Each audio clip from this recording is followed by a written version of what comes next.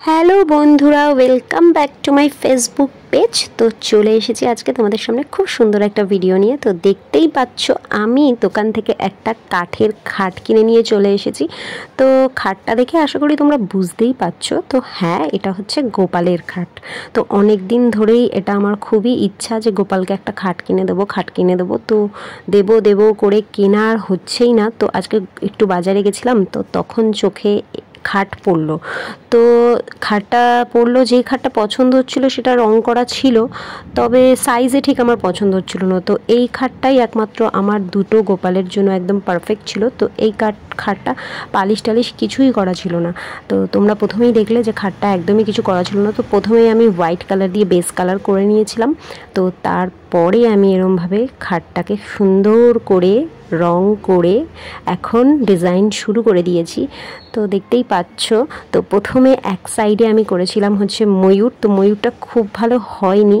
আর এখন আমি দেখতে পাচ্ছ এই যে এই জায়গাগুলো, এইটাই হচ্ছে ফ্রন্ট সাইজ, মানে ফ্রন্ট সাইড হবে, যেদিক করে গোপালকে বসানো হবে। তো সেখানে আমি এঁকে নিয়েছি খুব সুন্দর করে পদ্মফুল, আর এখানে একটা কলকা টাইপের করে নিয়েছি, আর ভেতরটাতেও একটা মানে আলপনা টাইপের করে নিয়েছি। তো পুরোটাই আমি মানে একটু আধটু আমি দেখেছি, শুধু ময়ূরটাই আমি একটু দেখে এঁকেছিলাম, এছাড়া সমস্তটাই আমি নিজেই এঁকেছি। কমেন্ট করে জানিও। এই যে উপরটা, এই যে সব দিকটা আমি দেখিয়ে দিচ্ছি ঘুরিয়ে। এখানটা একটু হাত লেগে গেছিলো, এই জন্য এর উপর দিয়ে আমি আবার কালার করেছি। তো এটা একটু লাইট ডিপ হয়ে গেছে, তো এটা ভেতরের দিকে থাকবে। ময়ূরটা অতটা ভালো হয়নি আমি জানি। টানা 5 ঘন্টার পর এটা আমার কমপ্লিট হয়েছে। এই দিকটা খুবই সুন্দর লাগছে, মানে আমার নিজের ভালো লাগছে বেসিক্যালি। তো এরকম থাকবে জিনিসটা না, ফ্রন্টটা হচ্ছে এই যে এই দিকটা, এই যে এরকম থাকবে, গোপাল এইভাবে বসবে। তো এটা আমি সামনের দিকটা রেখেছি। তো চলো এখন গোপালকে বসিয়ে তোমাদেরকে দেখাচ্ছি। আমি ইউটিউবে অনেক সার্চ করেছি যে গোপালের খাটের মানে এরকম আলপনা বা ফেব্রিক ডিজাইন, তো কোথাও আমি কোনো সার্চ করে পাইনি। আমার মনে হয় প্রথম করলাম।